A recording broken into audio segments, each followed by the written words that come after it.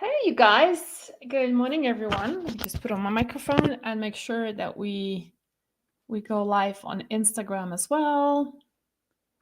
All right. Awesome. So, Dr. Jen Simmons, who is an integrative oncologist and a breast cancer expert for women, is running a little bit late, so she's going to join us soon. And but well, let's talk about breast health today. This whole month, you might have noticed we are talking about breast health because it's October. And as much as it's supposed to be Breast Cancer Awareness Month, I really struggle with that name. I don't know how you guys feel about this. Let me know how you feel about that. But I have some mixed emotions about, some mixed feelings and thoughts on this because it has, first of all, we are very well aware as women that, the breast cancer is an issue and it's not going down, it's not going away. The whole pink ribbons thing drives me completely crazy because it is a organization that is, a lot of companies are making money out of putting a little pink ribbon on their products, and it's really it's such tiny percentage of their revenues, if at all, is going towards the organization, which mostly pushes mammograms on women. And I'm not saying mammograms are a bad thing. Dr. Jen might have a different opinions on that. She's actually very anti-mammograms, and we're going to talk about solutions here when she gets on. But, I just want to kind of set the stage a little bit and talk about the fact that I think we can do better than just being aware of breast cancer. I think we can do so much more in terms of, creating prevention around breast cancer. Because guess what? 95% of breast cancers are non-genetic breast cancers. The estrogen receptor, progesterone receptor positive breast cancers. That means that BRCA, the genetic ones like BRCA1, BRCA2, that happens to a minority of women. And so why are we not talking about prevention? Why are we not talking about the leading cause of estrogenic breast cancers, estrogen receptor breast cancers, which is estrogen dominance, which is DNA damage on the cells that can be caused by, if you guys on our mailing list, an email is going to go out next week about how to repair your DNA and prevent it from that DNA causing breast cancer. And estrogen dominance is one of the causes. You have stress and toxins being other ones. And the irony of all of this, if I may say, is the fact that a lot of the companies, including the L'Oreal's and Maybelline's and whatnot, will use the pink ribbons on their products. And while their products contain the very ingredients that are actually causing estrogen dominance in women and toxicity in women, because these products contain xenoestrogens, estrogens and chemicals that destroy the DNA that can be contributing factor towards breast cancer. So it drives me crazy. I don't know how you guys feel about that. And so at Wellena, at Hormones Balance, we decided to call this month of October and dedicating that towards breast health and not breast cancer awareness only, because I am more interested in helping you prevent it from ever happening or prevent it from recurring. And so this is really what we are doing this whole month of October. If you're not signing up to a mailing list, you can just go to our website, hormonesbalance.com or wellena.com. And then join our mailing list because we got a lot of information going out. Of course, I've got a yellow jacket right in front of me today. I think there's a nest somewhere here just set up. So this topic is super personal for me because you may have heard my story. I have definitely a lot of problems with estrogen dominance. I am a very, very slow estrogen metabolizer. And not surprisingly, breast cancers, and as well as many other estrogenic cancers, such as uterine cancer, ovarian cancer, thyroid cancer, interestingly, is estrogenic. A lot of women don't realize that, caused by estrogen dominance, as well as what am I missing? Lung cancer in non-smokers. But also, interestingly, for men, problems with prostate and prostate cancer can also be largely due to estrogen dominance. Men boobs. That's your too much estrogen in the guy.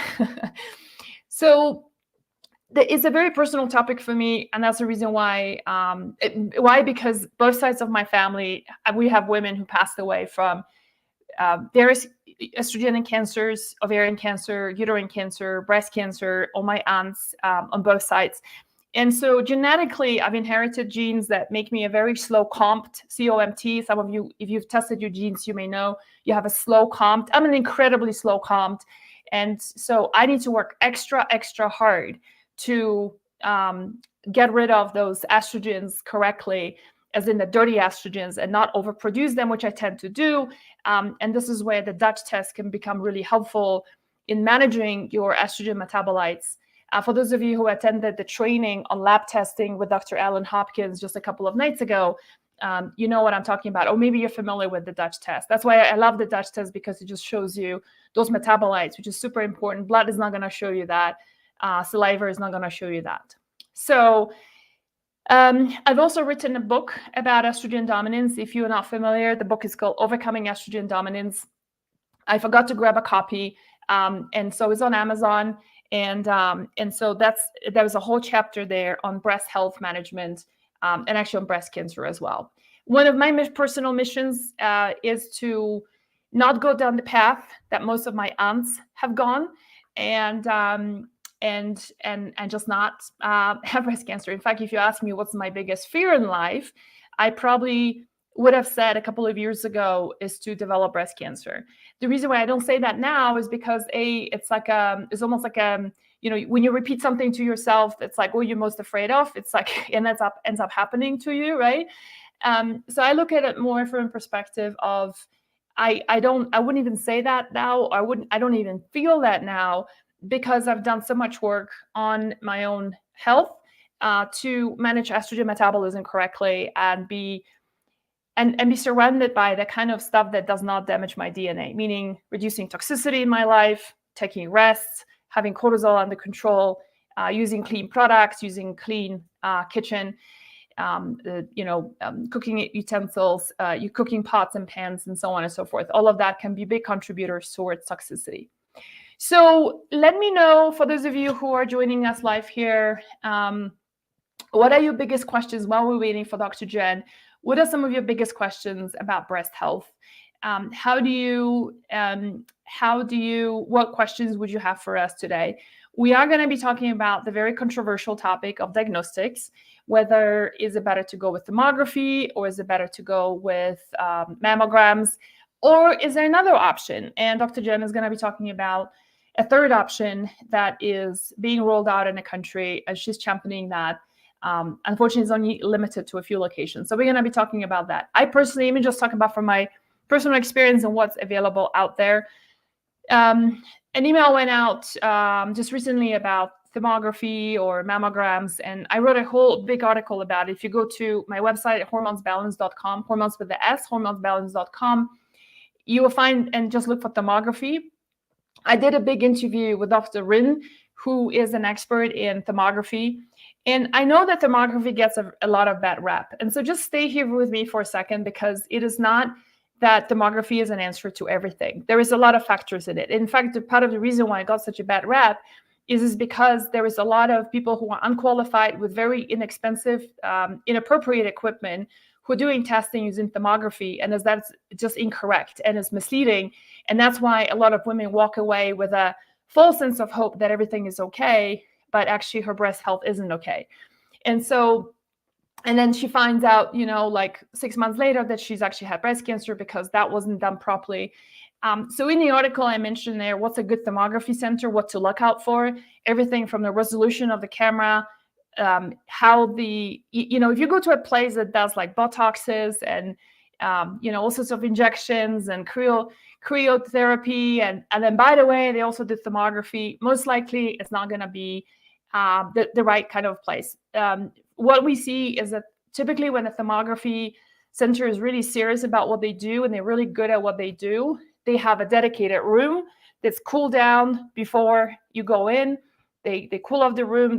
I think it's like 68 degrees or 65 degrees. And then they ask you to sit in there to cool down your body. So there's no false, positives, like, a lot of heat showing in your body when it shouldn't. So they cool you off. They ask you not to drink coffee before coming in, not to drink any alcohol, right? So there's a whole preparation method. And then the end result, one of the giveaways, if it's a good thermography that you had done or not is looking at color contrast, yes, but also the black and white contrast. And that is really fascinating because when you see the black and white, especially with like spotty, there's something that looks like a panther, that is a 101 of estrogen dominance. That's a woman who's experiencing estrogen dominance. Now, those inexpensive thermography centers you don't want to go to would only do color, if that, with a very low resolution of a camera. And that is a problem because the black and white contrast will show you totally different picture of what color shows. So those are some of the indications that. The other thing I just want to say is that there's a lot of people fighting over thermography or mammograms. It's actually completely two different, not just technology, but purposes. You do thermography, recommended once a year. I definitely do it once a year. I go to a thermography. I live in Boulder, Colorado. I go to a thermographer who does nothing else but thermography. She's just super knowledgeable. She does all the things I talked about. And not just that. The whole purpose of me doing thermography is to identify much earlier on of what's going on in the breast tissue before it becomes even a problem. And that's my challenge with mammograms, and as the only form of sending women out as a diagnostic tool, which is by far not, by no means is it preventative. When you get a mammogram done, you can detect stuff, yes, but it's already a problem. That is one of my biggest challenges. Like, we are doing this when it's already developed into a cancer, and cancer doesn't happen boom just like that. Dr. Jen is going to talk about this today. It happens when we have years of inflammation. There is DNA damage that's happening over. Breast cancer can grow from anything from 3 to 7 years, before becoming a problem. So the reason why I do thermography is because you can start seeing color changes in your breast tissue going, orange, or, red is pretty bad, right? And that can happen already when there is DNA damage, when there is inflammation in the breast, that we can quickly prevent by doing a lot of things around it, right? So that is the whole idea behind thermography. And then if somebody already has a lump, then and the thermography shows that it's probably a problem, then obviously a mammogram is a must do. I have personally never done a mammogram just because I have been managing my breast very proactively. And that's part of the reason why we developed a product, right, called Happy Sisters, which is one of the things that we're talking about this month. So Dr. Jen is supposed to be here 10 past the hour, and I think she's still running a little bit late. Let me just check my email box. Yeah, she's on the way. So in the meantime, let me just use the time and ask you, who here has used our Happy Sisters? The reason why I formulated Happy Sisters is a cream that basically, I formulated that to help women who suddenly find a lump on their breast and it's been ruled out, it's not breast cancer, it's just a lump, right? But no woman likes to find a lump. It's scary. And then when you go and see your OBGYN, they're like, well, come back in 6 months' time and see what happens. Or they want to put you on birth control pills, right? And I don't know. To me, it's like, I just want to pull my hair out, right? It's like, what can I do in the meantime? So we formulated the Happy Sisters as a cream that you can apply on a daily basis on your breast. And later today, I'm going to show you how to do a lymphatic massage and a drainage on your breast. And so you can use a cream. You don't have to use our cream. You can do it in the shower. You can just pick up any oil that you like or cream that you like and use that as well. So the whole idea is just to,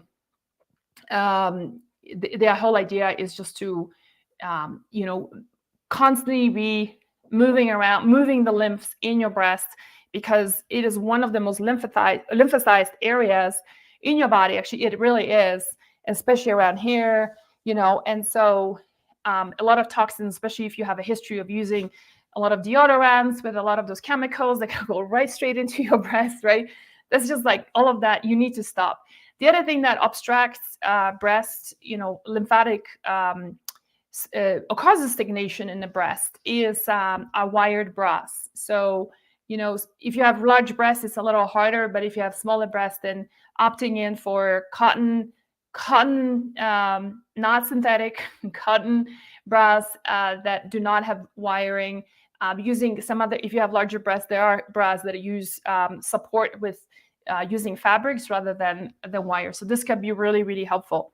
So we formulated this cream so that it contains things like poke root, which is originally used in herbalism amongst wise women and women who help with birthing and I'm forgetting, I'm just blanking out the name. And it's just an amazing herb that we use the root of. Is actually right now, if you're in the South, you might want to look it up. Poke root is dug out right now and then used into infusions because it has just got an incredible affinity towards women's reproductive organs. So like the uterus, the breast. And so in our Happy Sisters, that's one of our cornerstone herbs. And then we're also using St. John's wort, which is highly anti-inflammatory. And then we're also using castor oil and Nigella sativa oil, which is black cumin. You might know about, like, in the Middle East, they always say that black cumin is like, it cures everything but death. So that's, and so topically, it's also an incredible anti-inflammatory. So we just put in, let me see, what else am I forgetting here? It's got aloe as well. And then we've got ginger here as well. So ginger is going to help with like warming up the breast. And there she is. So Dr. Jen is going to join us in a second. Do you want to just catch your breath? It's okay. Yeah, she's okay. All right. I'm going to continue with the drainage, you guys, in just a second and show you how to do the drainage. But in the meantime, let's just enjoy the one and only Dr. Jen Simmons. Hello.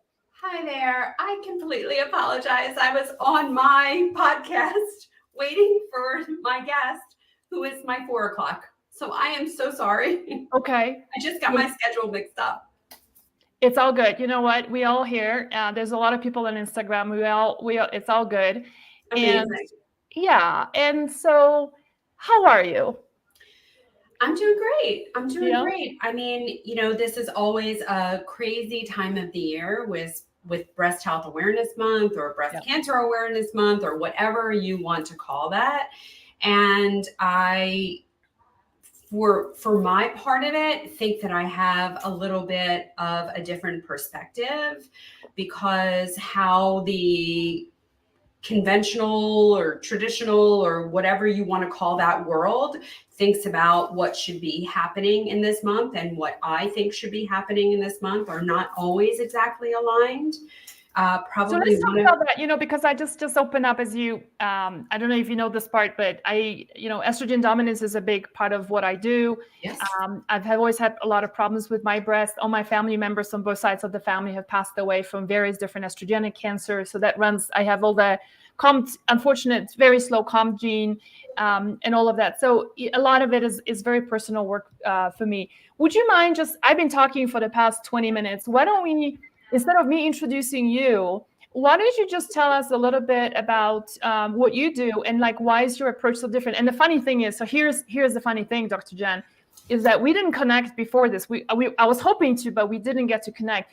And so I'm very curious what you're going to say, and hopefully you're not going to contradict me. Hopefully we're on the same page about just how you feel about October as being the breast, breast awareness month. Yeah. So go for it. Absolutely. So I'll start by saying that I have been breast cancer aware since I was a very small child. I mean, literally as long as I can remember. And sorry, I'm just going to close this door so it's a little quieter. And growing up, I come from a breast cancer family. I really don't remember a time where I didn't know about breast cancer. Breast cancer is absolutely positively part of the fabric, the thread of my family. And I had a first cousin. Her name was Linda Creed. She was a singer-songwriter in the 1970s and 1980s. She wrote all the music for the Spinners and the Stylistics. She was the queen of Motown sound in Philadelphia. Beautiful, brilliant, larger than life. She was my hero. She wrote 54 hits in all, and her most famous song was The Greatest Love of All. She wrote that song in 1977 as the title track to the movie The Greatest, starring Muhammad Ali. But it really received its acclaim in March of 1986 when Whitney Houston would release that song to the world. And at that time, it would spend 14 weeks at the top of the charts. Only my cousin Linda would never know because she died of metastatic breast cancer just 1 month after Whitney released that song. Yeah. her life and ultimately her death gave birth to my life's purpose, because I never wanted another woman, another family, another community to have to suffer the way that mine suffered. Yeah. And she was not unique in having breast cancer in my family. She was not unique of dying of breast cancer in my family. The only thing that was unique about her is that she was so young. She was diagnosed when she was 29 and died when she was 37. Wow. So in those days, that was pretty unheard of. Yeah. And so it really turned into my life's mission, and I did the only thing I knew how to do. I became a doctor. I became a surgeon. I became the first fellowship trained breast surgeon in Philadelphia, the first oncoplastic breast surgeon in Pennsylvania. And I did that for a really long time and did that really well. And it wasn't until I was about 15 years into my career, all the while knowing that I come from a breast cancer family, and all the while waiting for the shoe to drop, that the shoe dropped. So about 15 years into my career, I get my own diagnosis, and I find myself sitting in the office of my friend and colleague and physician, and he tells me that I need surgery and chemo and radiation, and I'm going to be on lifelong medication.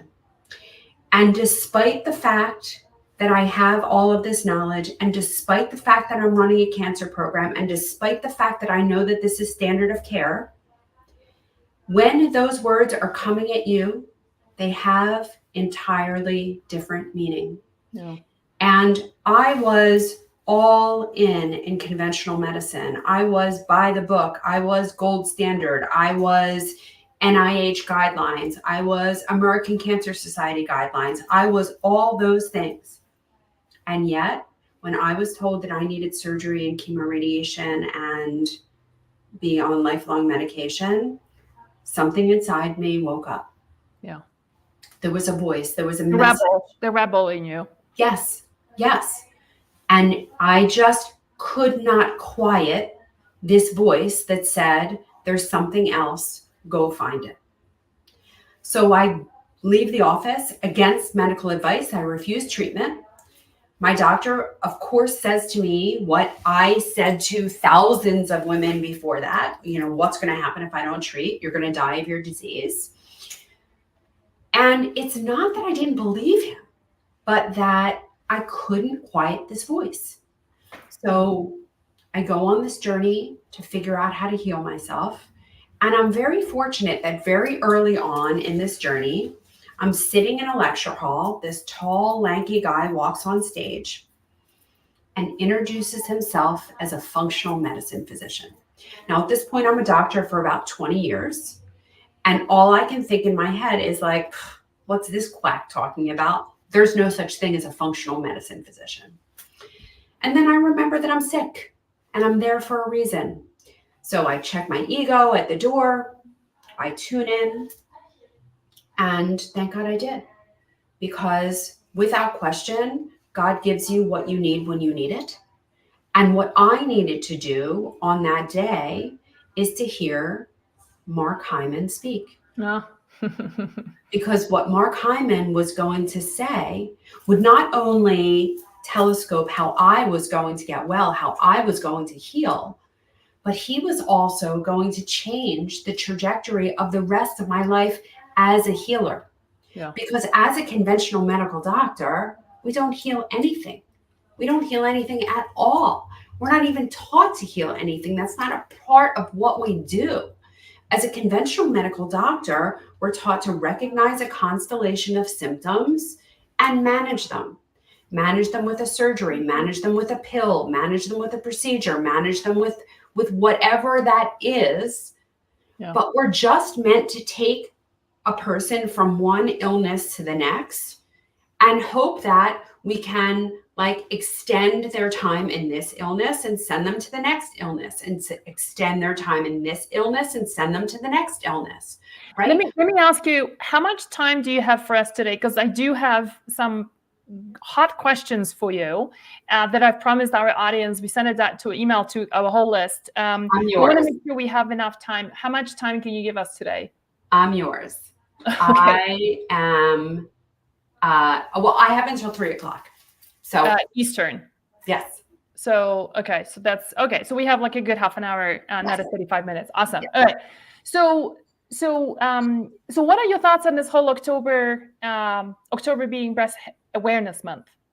Yeah. So I think that what we're being made aware of are all the things that are actually driving illness.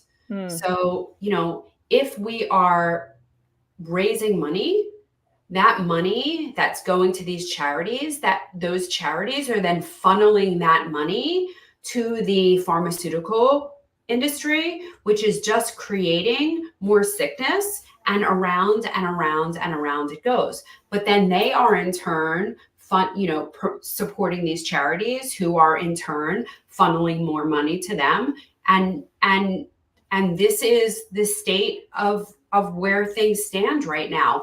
And nowhere in any of that is talk about prevention. Yeah. Nowhere in any of that is talk about healing. Nowhere in any of that is talk about individual agency. Yeah. Because health does not happen in a doctor's office. It doesn't happen in a chemotherapy suite. It doesn't happen in an operating room. It doesn't happen in a radiation center. Health happens at home with the stuff that we do every single day. Now, I'm not saying that there's not a place for those things, because there is, right? Like if you are overwhelmed with tumor burden, I think that there is a place for the quick fix, which is what all of those things are. Yeah. But the other stuff, the work, the healing, that is the end. That has to be. We have to implement those things. I'm so glad you're saying that, because that's how I opened up this call as well, that enough of awareness, we need to move to prevention. No one is talking about that. Yes. So we have like 5 things that I was hoping to cover today. So for those of you who are not on our mailing list, the topics for today is, let's talk about the first and the big, very controversial, very fought over topic, which is the various breast health diagnostic options. I would love for you to cover mammograms, thermograms, and I know you also represent, you are popularizing a new technology that's completely revolutionary. So I can't wait to hear more about that. Yes. Then let's talk about your top 3 dietary changes women can make for breast health and prevention. And maybe I have some to add too. Your top 3 supplements that you recommend for optimal breast health for women, top 3 lifestyle changes that can improve our breast health. And then lastly, I would love for you to chime in on the whole idea of phytoestrogens found in things like in plants like flaxseed, which we get on a constant basis that you are crazy to recommend flaxseed. That's going to cause, my doctor says it's going to cause breast cancer. So let's talk about diagnostics first. And by the way, can you also let us know where can people find you? Because we're getting so many questions now coming in asking about where they can find you. And that's Real Health MD, correct? Yes, Real Health MD is my website, and that's where my medical practice is found. And you can also connect with me on Instagram at Dr. Jen Simmons, and my Jen has 2 N's, so Dr. JENN. And Facebook and YouTube. I'm in all the places, Dr. Jen Simmons. Okay. So let's first talk about the diagnostic options, because this is one of my favorite things to talk about, and this is a little bit of my soapbox. So allow me some room to preach, because the mammographic screening program is, by design, creating breast cancer and supporting the very system that it pretends to want to help. So I think that, like most things in medicine, it probably did start off with the best of intentions.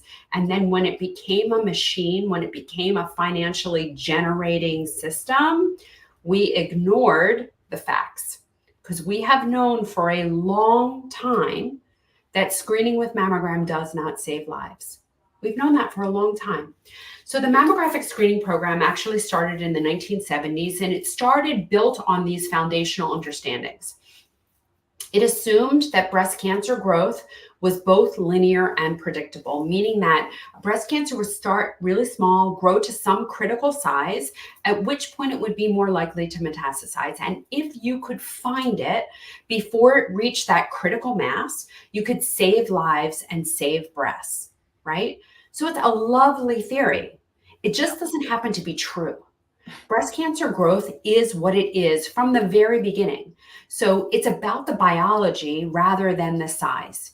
And if you find a small tumor, it is not necessarily meaningful in that small aggressive tumors are still aggressive tumors. Small aggressive tumors are still going to behave badly.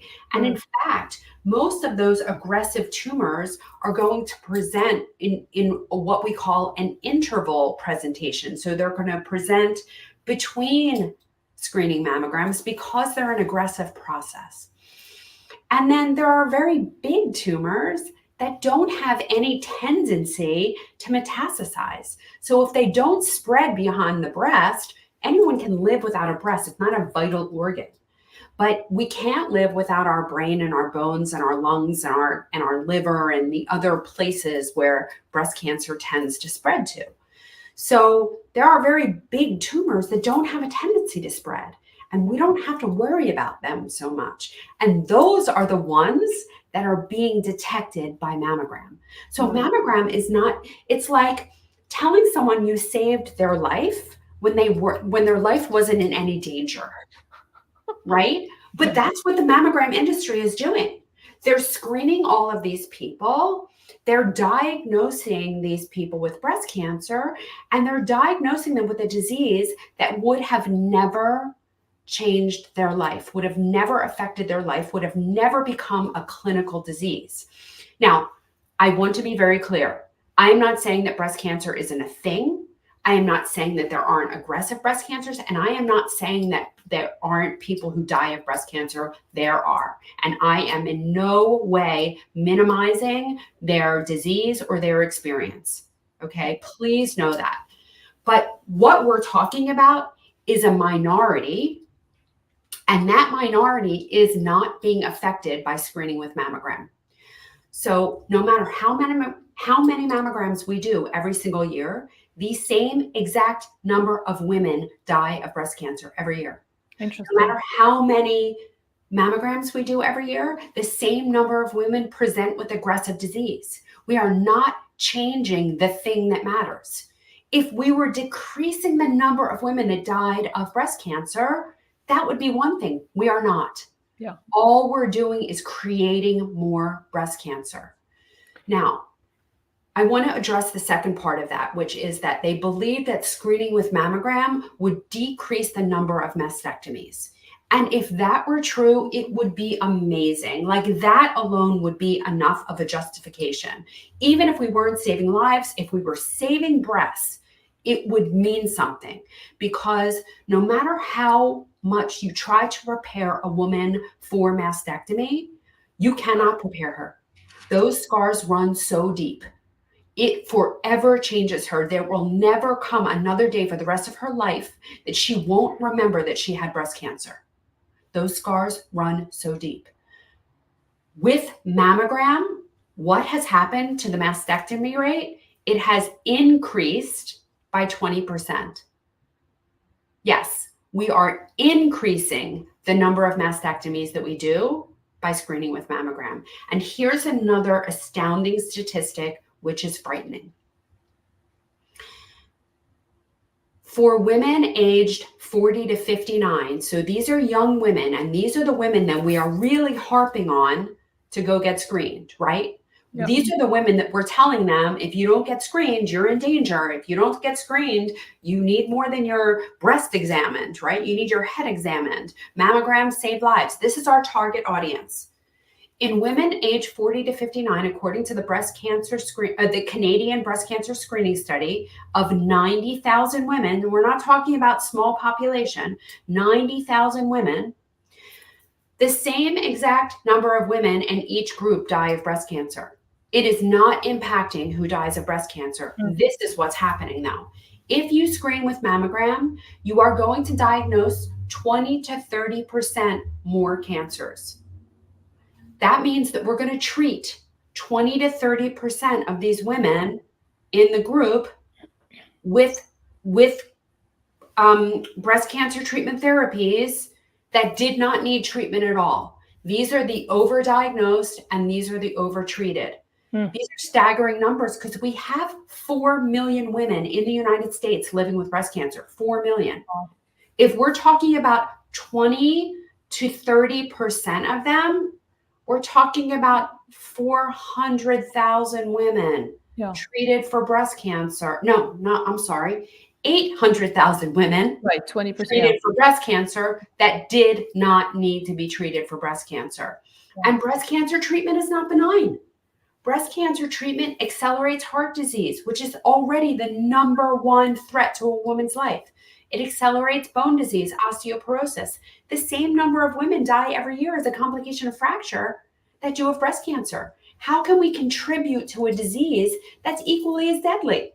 Yeah. Right? I mean, it's highly controversial what you're talking about because we are so indoctrinated as women in this, that this is almost like unbelievable what you're talking about, right? But I think it's also this audience and, the community that we built here is also here because conventional medicine hasn't helped them, right? So I think, we do have some non-believers in the conventional way of being the only way.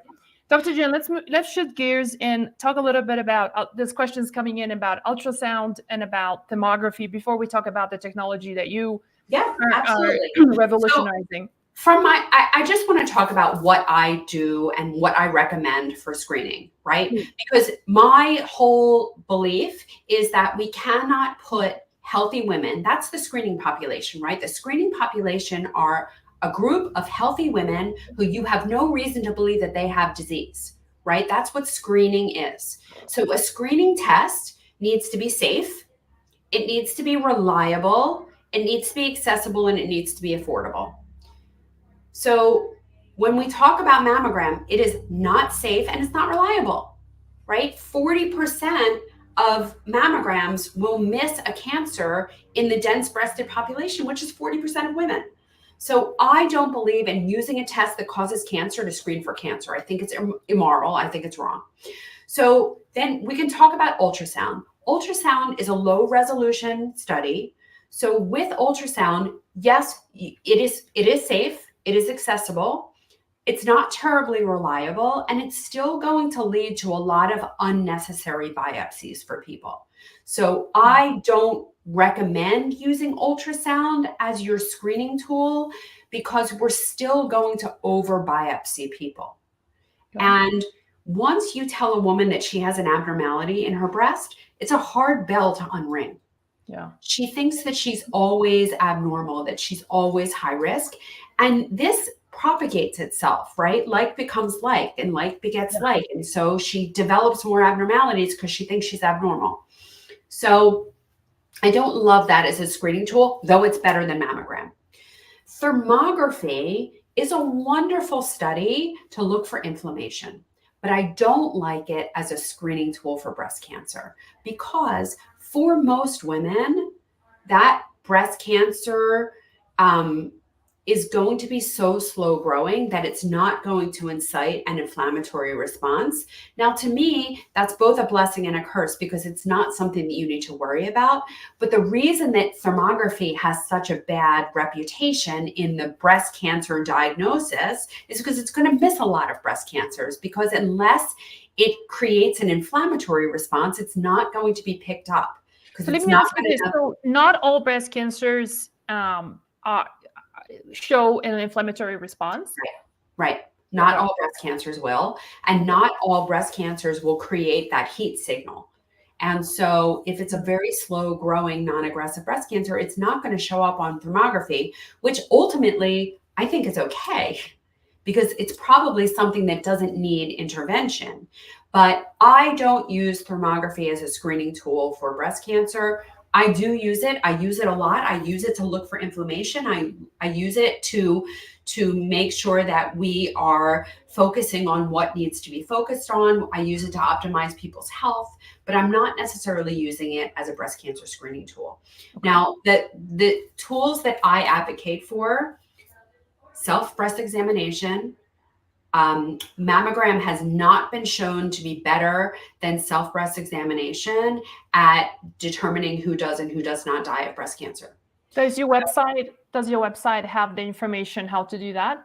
Yes. And also on my Instagram, I think pinned at the top is how to do a breast examination. Awesome. So I think that everyone should be examining their breasts every month. If you're premenopausal, it should be 1 week after your cycle starts. If you're postmenopausal, it should be the first of the month. And you're going to look at your breasts, make sure that there's no skin dimpling, no skin retraction, no nipple retraction, that the size and shape is the same.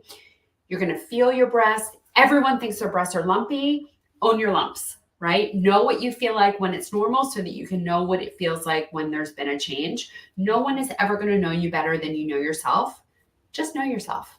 And that's all you need to do. So self-breast examination, I truly believe in. And then I am an advocate for the QT scan. This is circumferential sound waves transmitted through a water bath that creates a true 3D reconstruction of the breast without pain, without compression, and without radiation. It's not just the images that are the important part. It is the only imaging that has functional capabilities. And what that means is that you can scan someone and see a lesion that you are calling into question. If it's an obvious cancer, we tell people to go get treated for breast cancer. But if it is not an obvious cancer, we ask people to come back for a short interval study, at which time we re-image the breast, measure the volume, measure a doubling time. We know that cancers or things that need intervention have a doubling time of less than 100 days, and things that aren't cancer or aren't meaningful have a greater doubling time. So if it's something that has a greater doubling time, we say, see you in a year. Let's follow this. And at the same time, you have opportunity.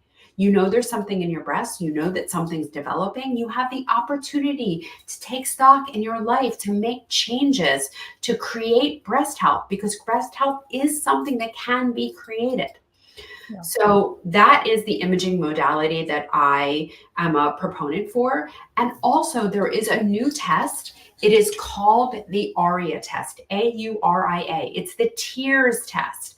And we are checking the tears for a certain protein that is seen early on in the breast cancer process.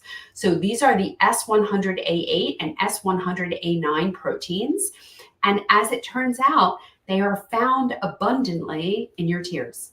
So you put a little piece of paper in the corner of your eye, let it sit there for 5 minutes, send it off to the company, and in about 2 weeks, you get a risk stratification score where you have a low, intermediate, or high risk of having breast cancer. If you have a low risk of having breast cancer, yes, you can get imaging, but that imaging probably should only be done every other year.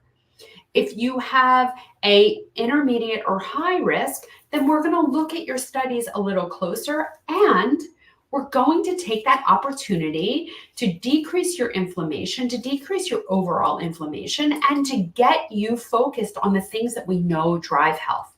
So this test gives you the opportunity to improve your health. It's AURIA.care. Yep. I just got it. So yeah.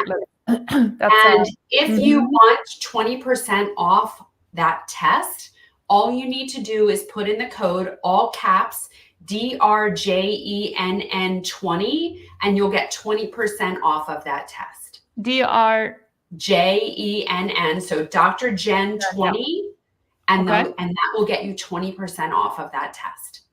Okay, and otherwise it's $159, so it's not super expensive. No, it's not super expensive, but wouldn't you rather pay like, $130 for it? Yeah. Okay. But it's not super expensive. It has a 91% sensitivity, and it has a 59% specificity. And, this is something that you can do painlessly at home. So it's so fascinating. I mean, whoever came up with that idea of testing your tears. I know. It's amazing. And who would have thought that the proteins in your tears would be reflective of what's going on in your breast? But that just shows you this is a systemic issue.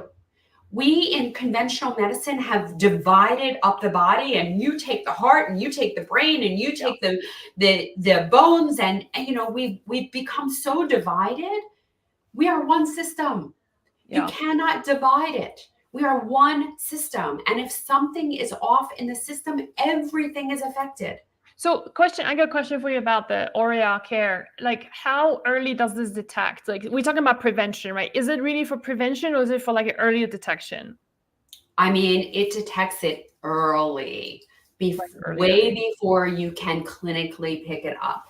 Okay. And in fact, it is not good, because this is such an early protein, it is not good at picking up advanced disease, as it turns out. So this applies to BRCA1 and 2, HER2, estrogen receptor positive, all of those. All of it. Okay. All of it. That's amazing. I didn't even know about it. I'm so grateful that I have you on this. Yeah. And you guys, this is like, we were not planning. This is not a sales or launch. Like, this is like truly totally new information. Well, I mean, like, listen, I don't work for the company. I'm just amazed by the technology. And I asked them, can I get a code for my people? And they kindly gave me that code. So, I don't work for them in any capacity. And I just really believe in the test. As soon as I heard about it, I was like, come on. Tears. So let's just wrap up the diagnostics part, because I want to move on to foods and herbs and all that. And so QT scan, I know you are a big advocate of that, and you are planning to revolutionize that space. And so fascinated to hear you talk about this.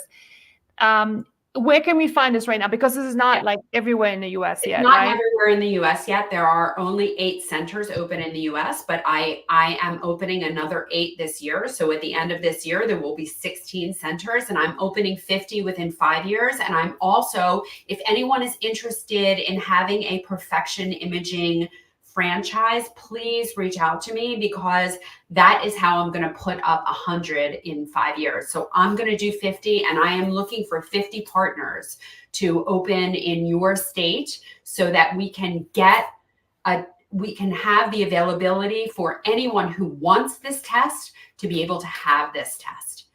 And this test actually meets all of those criteria that I mentioned before. It's safe, it's affordable, it's reliable, and what I'm working on now is it being available. So right now I have 2 perfection imagings. One is in the suburbs of Philadelphia, in Haverford, Pennsylvania. I have a second one in Novato, California. And then there is one in Irvine, California, in the Center for New Medicine. There's a center called Clarity in El Dorado Hills, California. There's another Clarity in Crystal Lake, Illinois. And then there's a unit in the Vincere Cancer Center in Scottsdale, Arizona. Okay. All right. Awesome. That's and I'm sure your website has all of that information. My website has all of it. Yeah. So perfection imaging, and perfection is spelled with a QT in the middle. PERFEQTION. Oh, sorry. Okay. Let me correct that in a second. Yeah, all right. No, that's okay. So thank you. Perfectionimaging.com. Super eye-opening. And I love having guests, over just so that I can learn some new things too. All right, let's move on to fire, because we only got 10 minutes left. So fire style of questions. Yes. Let's talk about your favorite 3 foods that you would use with your patients for preventative purposes, or somebody who's managing cancer currently. What do you think? So I'm gonna expand, and I'm gonna give you my 5 foods that I tell people to eat every single day. Okay. Right? So it's the leafy greens. So it's your kale and your arugula. Yeah, arugula is one of my favorites. So these deep leafy greens, which are rich in folic acid, and really have like all of those nutrients that kind of power our systems. Because and I'm not dissing on meat, but people need to remember that if you're eating animals, the place that the animals are getting their nutrients is because they're eating plants. Yeah. So we just need to skip the middleman and like eat the plants, right? Okay. So leafy greens. The leafy greens, they're cruciferous. I'm talking about your broccoli and your cauliflower and your Brussels sprouts and your cabbage. I mean, my kids call them all the stinky vegetables, but those stinky vegetables have very important nutrients in them that have a lot to do with how we detoxify our how we detoxify our estrogen, how we detoxify our hormones, our neurotransmitters. Like this all really matters. And so you're going to do your leafy greens, you're going to do your cruciferous, the onion family, all of the onion family, and this is like onions and shallots and fennel and those kinds of things. All of these are aromatase inhibitors. So these are affecting how you're making your estrogen, and they're also helping you to not make too much, to balance that whole thing. But I do want to at some point say that the estrogen that we make in our body is not the problem. It was never the problem. Okay. But all the onion group, that's very important. Garlic. Mm-hmm. Garlic is such a potent anti-inflammatory, antibacterial, antifungal, antiviral. And you like it raw, right? Yes, but the thing about garlic is it has to be activated. Right. So you must like if you're eating it whole, roasting it whole, you're missing it. Yeah. So you have to activate it by crushing it. Yeah. Same thing with kale, same thing with onions. You have to activate it by crushing it. Okay. Or chopping it. And then my fifth thing is mushrooms. So all mushrooms across the family, like even the white button mushrooms have medicinal properties because they're aromatase inhibitors. And then we get into the really medicinal mushrooms. So there's culinary medicinal mushrooms, and non-culinary. The culinary ones, I think of shiitake, maitake, lion's mane, and mushrooms. If you know about medicinal mushrooms, they are the detoxifiers of the forest. They take rotting matter and they actually convert it into that beautiful fruiting body. And they do the same thing that they do in nature, they do in our bodies. So they take dysfunction and they turn it into function. And so those of you who have my cookbook, Cooking for Hormone Balance, there's a great recipe for the 3 mushroom stew. It's a mushroom season right now. Go crazy with the mushrooms. The mushrooms are now showing up in stores. Yeah. And it's just like the most delicious stew. All right. So that's every single day. Yes. Leafy greens, cruciferous, garlic, onions, and mushrooms. Awesome. Fantastic list. Let me ask you now, since we are on food, what are your thoughts on flaxseed? Because that would be like one of my selected top. Yeah. So let's like get into the whole phytoestrogen conversation because we don't have a lot of time, and there's so many questions are coming in. So make it. No worries. Don't worry. We're good. I can actually tell my office that I'll push my next talk back a little bit. Okay. Here, wait, give me 1 second. Can you text Stephanie and tell her to move my 3 back to 3:15? Thanks. So flaxseed, phytoestrogens, plant estrogens, right? There's all this talk about soy and flax and that, and that soy causes breast cancer. Phytoestrogens cause breast cancer. This is said by people that don't understand, first of all, what phytoestrogens are, what phytoestrogens do. They also don't understand about estrogen or the estrogen receptors and how food acts on these estrogen receptors. Because the truth is that in our body, first of all, we have estrogen receptors everywhere. Our brain, our eyes, our skin, our gut, our breasts, our muscles, our joints, our bones, bladder, like literally they're everywhere. And they're everywhere because estrogen is the hormone of life. And we have endogenous estrogen inside of us that is produced by our ovaries, that's produced by our adrenal glands. But we also can benefit from all of these plant estrogens, these phytoestrogens.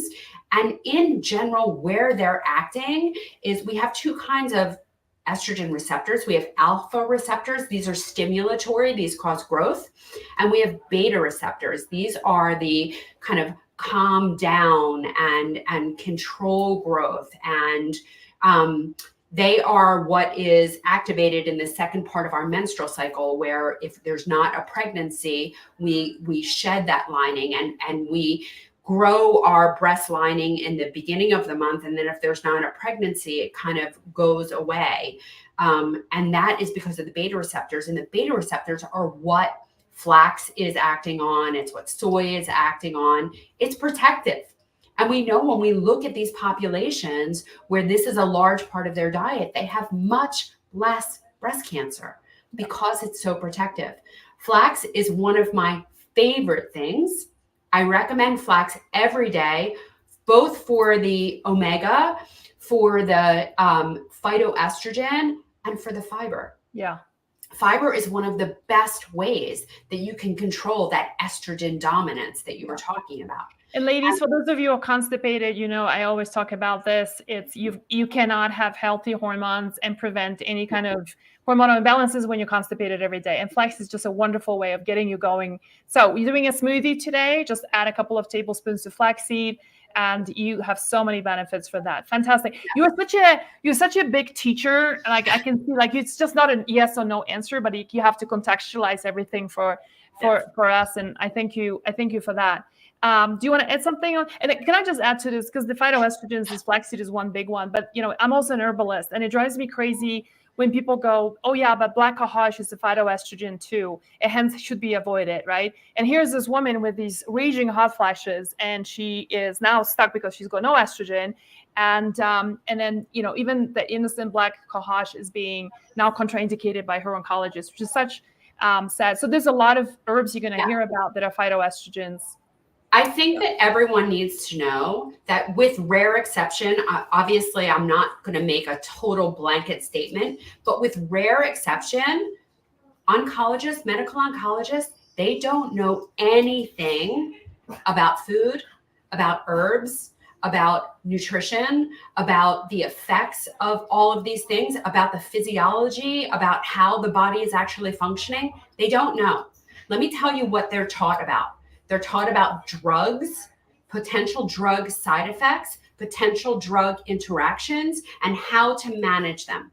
Yeah. That's what they know.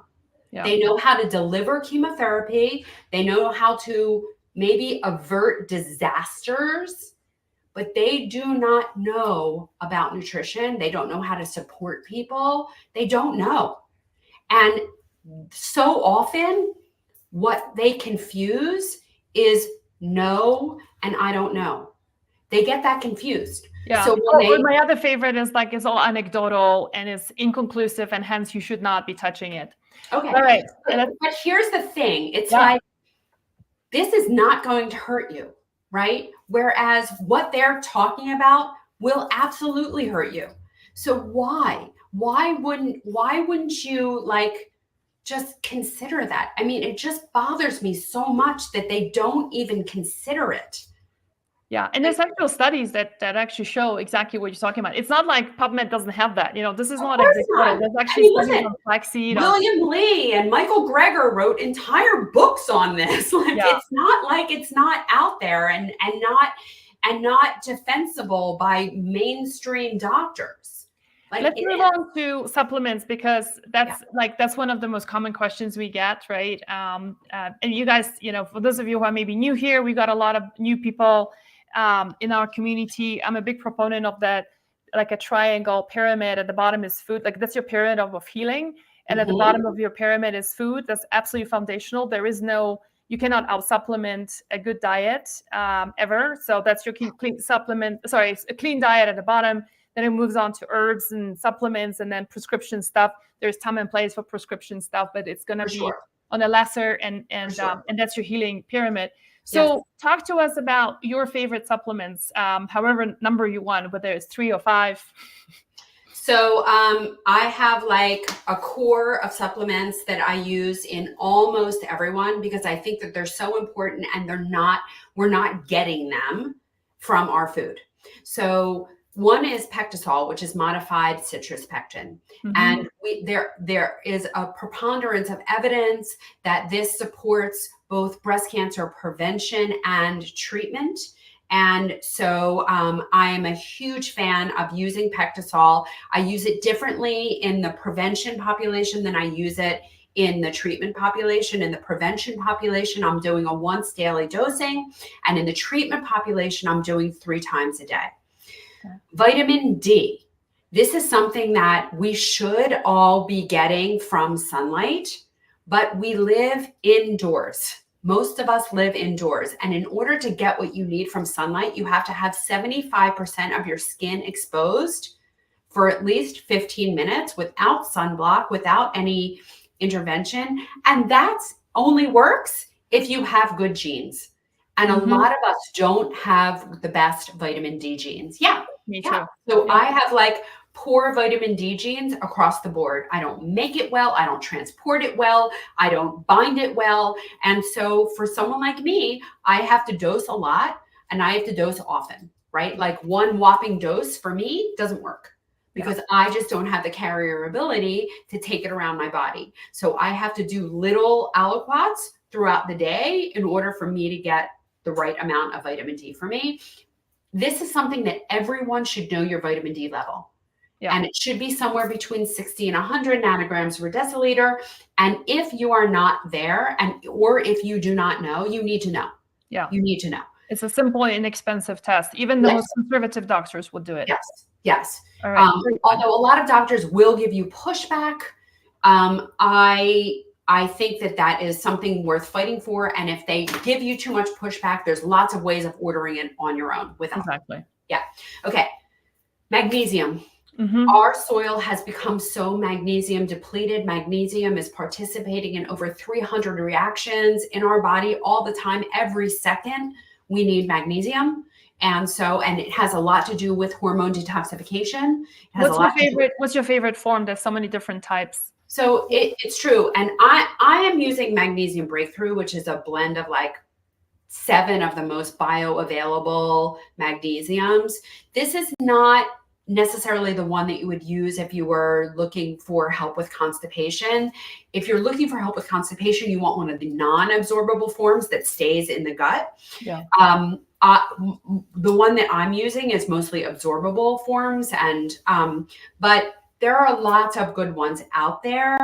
Yeah. I don't work for Magnesium Breakthrough, which is BioOptimizers. I just happen to use that one. So it's probably like glycinate, malate, right? It has glycinate, malate, threonate, orotate. It does have some citrate. It does have some oxide, but it's the most bioavailable ones. Awesome. All right. What's your fourth one? The fourth one is medicinal mushrooms.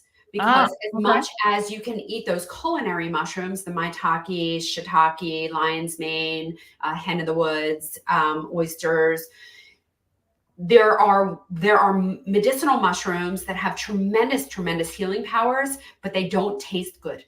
And so what you have to do with them is you have to heat extract them. So essentially you make a broth and then you reduce that broth so it's really concentrated, and then you freeze dry it and powder it and put it in capsules. I mean, you can eat the powder, and I have it in my coffee every single day. So I'm drinking organo coffee that is infused with the reishi mushroom and also lion's mane, chaga, maitake. So I have it in my coffee every day, but I'm also taking capsules. And for breast cancer, I am using reishi and I'm using turkey tail. But there are other ones like chaga, which is very good for immunity, cordyceps, which is great for recovery. Like every single athlete should be on cordyceps because they really need it to recover from in between workouts and games and stuff like that. I have my football playing child taking cordyceps. So medicinal mushrooms. Even for those of us who travel a lot, like, a lot of women here are not athletes, but we do have a lot of stuff going on in our lives, including a lot of travels, conferences, speaking places, professional engagements, right? Great for recovery. Yes, great for recovery. And I especially like lion's mane for its central nervous system, helps with sleep, anxiety, depression, cognition, memory. So a lot of brain function there. And when you look at the mushroom, it's funny because the mushrooms have the power of the things that it looks like, and it actually looks like a brain. Yeah, totally. And then, so my fifth one is probiotics. And I do that because so many things in our world inadvertently affect our microbiome. Yeah. And so, you're eating foods that you don't know have pesticides and herbicides and fungicides and things like that. And that really has a negative effect on your microbiome. So I always want to make sure that I am supporting my microbiome as much as I possibly can. And so I switch off. I don't use the same probiotic all the time. And I also try to get in probiotic foods, but it's when it's not possible or when I'm traveling or that kind of thing, I'm making sure that I'm taking a probiotic. Awesome. So my favorite, I would just do 3, would be DIM. I probably want to, I'll go with sulforaphane. Broccoli sprouts are my all-time favorite, and glucose, right? So sulforaphane, that's, unfortunately, sprouts can be all over the place when it comes to the content of glucoraphanin that it converts to sulforaphane. So they'll probably be my favorite, like a standardized sulforaphane. So many amazing studies on just shrinking, literally killing the stem cells, right, in breast cancers. And then probably the third one would be that helped me actually a lot is calcium D-glucarate. Oddly, the glucuronidation pathway, I think some women just have it really compromised. And so that kind of unlocked everything for me, and a lot of women in our community feel the same way. And that also has a lot to do with where you are in terms of gut health. Yeah. So if you have a lot of dysbiosis, then you are going to have a lot of beta glucuronidase, and that beta glucuronidase will severely affect how you clear your estrogen, and it will decouple the estrogen from the bile salt. That's what's allowing it to become water soluble and pass through your system. And you mentioned this before, I can't stress it enough. If you are constipated, you are going to be imbalance in terms of your hormones, and you're going to be estrogen dominant because you have to move that out of your system in order to get rid of the metabolized hormone. So constipation is a huge problem. It is a huge problem in terms of creating disease, creating hormone imbalance. And I don't care what you call normal. Normal is to move your bowels 2 to 3 times a day. Yeah. So if your normal is every week or every 2 weeks, I'm telling you, you have a problem. Yeah. I mean, I think even every 2-3 days, it should be kind of concerning. It's like really optimal health 2-3 times a day, feeling empty, right? Yeah. And I think probiotics, I love that you mentioned probiotics, is not only just helping us to go, but it's also with the whole estrobolome, the gut bacteria that helps us metabolize estrogen is a huge plays a huge role. So I love that pick. We're going to go to number 5 in just a second, but I just want to pick a couple of questions. People are asking about the Oria test. How often should they be doing it? Once a year. Okay. There's Start at age 30, once a year. Okay. So Susan is asking, does mushroom coffee have the same benefits as what you're describing in that coffee in the mushroom? I mean, it depends which brand you're using. Yeah, right. So I can't speak to a blanket statement. And when you are consuming coffee, just be really careful about the coffee you're consuming. It should be organic. It should be mold-free, pesticide-free. You definitely don't want to have your morning cup toxify you. Yeah. What's your favorite brand for coffee? Like, what do you like drinking? So I'm using the Organo brand. The Organo. Okay. Yeah. And that is organic Arabica coffee infused with reishi mushroom or lion's mane, chaga. There are a number. So I drink the king of coffee and the royal. Okay. My favorite is No, that's right. That's purification, right? Purification. Purification. Yeah, I don't drink often coffee because my body doesn't do well with it. But I was introduced to them a couple of times, and I think they're pretty amazing, especially the how they test.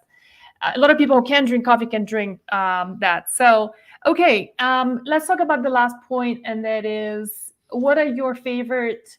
Let's make it 3 lifestyle changes and recommendations. Something you really want to advocate for women to incorporate to our daily life. Yeah. For breast health management. Mine are really simple and really easy. Okay. Right? Within 10 minutes of waking, get out into natural sunlight. This will help to set your hormone tone for the day. You're out in fresh air. You're getting out of the canned air in your inside environment. And and you are telling your brain what time it is. You're getting into circadian rhythm. You're setting yourself with the rhythm of the sun. And then, if you can, midday and watch the sunset, right? This really helps with hormonal stimulation, with setting that hormonal tone, with cortisol balance, and it helps with sleep. Love Okay. it. So that's my one thing. My second thing is we are consuming way, way, way too much light, and it is significantly affecting our sleep. So blue light reduction after dark, like get away from your devices after dark. Get those overhead lights off after dark. Eye level light, blue blocking glasses. Stop taking in so much blue light. It is overstimulating our brains and not allowing for healing.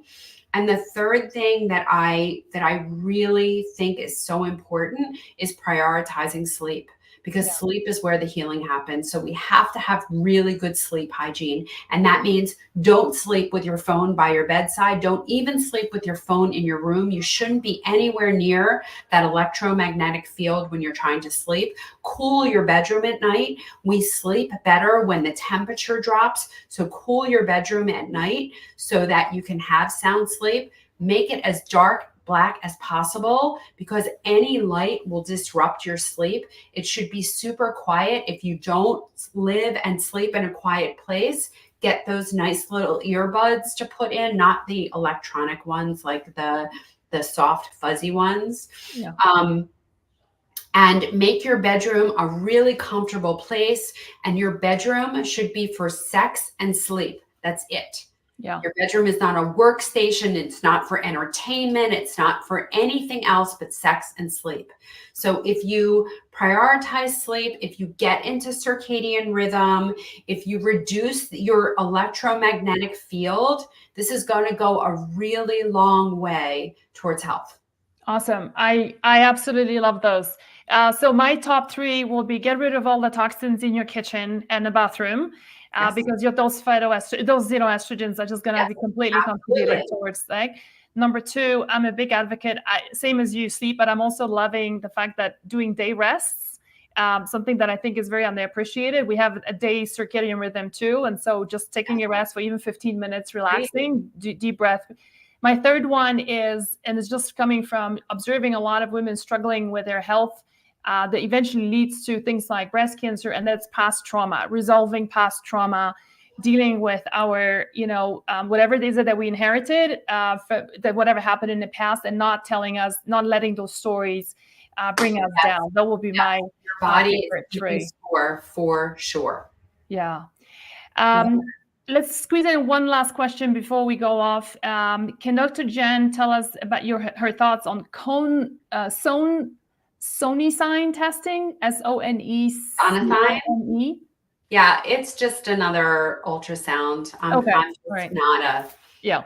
Okay. Yeah, it's a low resolution study. I mean, listen, it's safe, but it's a low resolution study, which is eventually going to lead to false positives, more biopsies. I mean, 75% of the biopsies that are done for non-cancerous findings.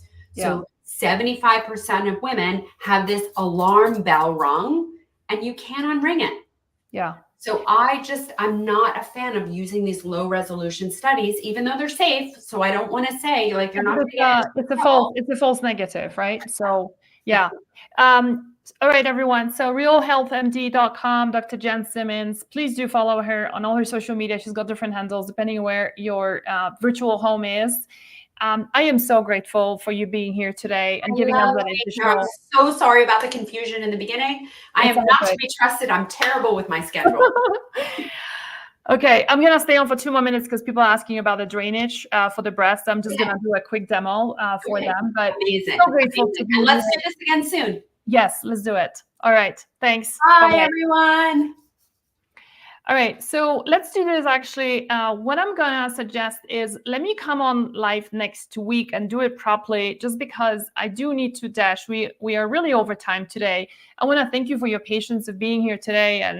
And so let me do it next Thursday, the same time, where I can spend a little bit more time and actually showing you things without feeling rushed, because I do need to prepare for my own medical appointment with my doctor in just exactly 14 minutes, and I got some things to do. So let's do that, and I promise you that was going to be worth your time. I hope today's conversation with Dr. Jen was eye-opening for you and empowering and clarifying, and it's definitely got me. I'm gonna be ordering. I had no idea she's gonna be talking about the L'Oreal thing, so I'm gonna order my own as well, just to see that. And I'm not gonna give up on my thermogram, because I think it's still worthwhile looking at that. And my thermographer also does the abdomen, which is kind of really cool, of looking at the health of an inflammation in the abdomen, the uterus. So that's super helpful. All right, I hope this is helpful for you guys. Many of you asking about a recording. Yes, there will be a recording right after hanging up on all the platforms, on YouTube, on Facebook, and on Instagram.